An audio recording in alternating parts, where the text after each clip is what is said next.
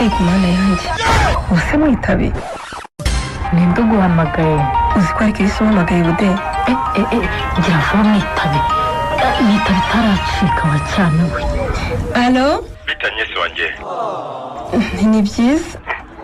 kubanje guhigima we ntacyo shambere na mbere baje gusaba imbabazi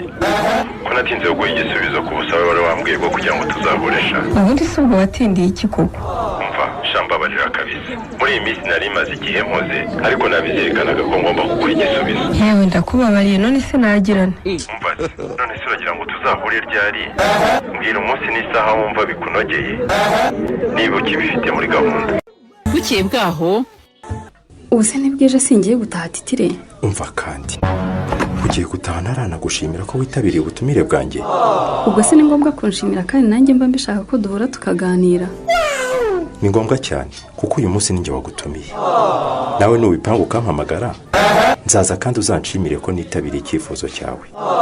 cyakora kuko burya umuntu wemera kuva mu byo yakoraga akaguha umwanya we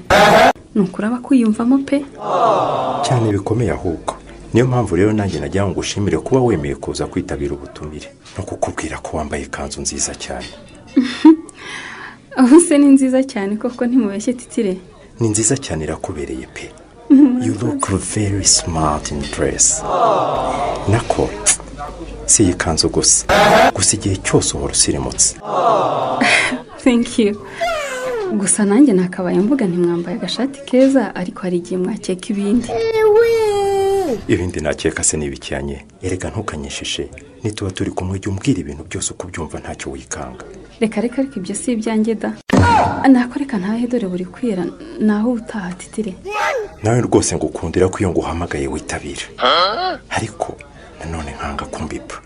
ubusa aka kanya uhise ugenda ariko se abantu tumaranye amasaha 3 ubu ni make koko ubusa aka kanya amasaha 3 arashize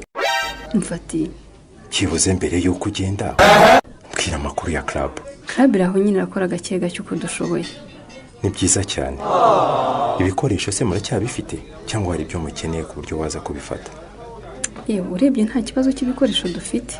gusa imbogamizi duhura nazo ni abantu bamwe na bamwe barimo kurwanya iriya gahunda yacu rwose yo kwegereza udukingirizo abadukeneye ko ari gahunda nziza se ko bayirwanya kubera iki usanga bavuga ngo kutwegereza abaturage ni ukubakangurira gukora imibonano mpuzabitsina gusa ntabwo tugomba gucika intege kuko iyo ni imwe mu myumvire tugomba kurwana nayo cyakora nkunda ukuntu uri umukobwa uzi kwiha intego kandi udacika intege none ubu ngewe na bagenzi banjye turashaka gushyiraho ihuriro ry'urubyiruko rikazajya riba ngaruka kwezi nk'uko habaho umwanya w'umuganda hakabaho umugoroba w'ababyeyi natwe turashaka gushyiraho ikintu nk'icyo kikaba nk'umugoroba w'urubyiruko ukazajya uba ngaruka kwezi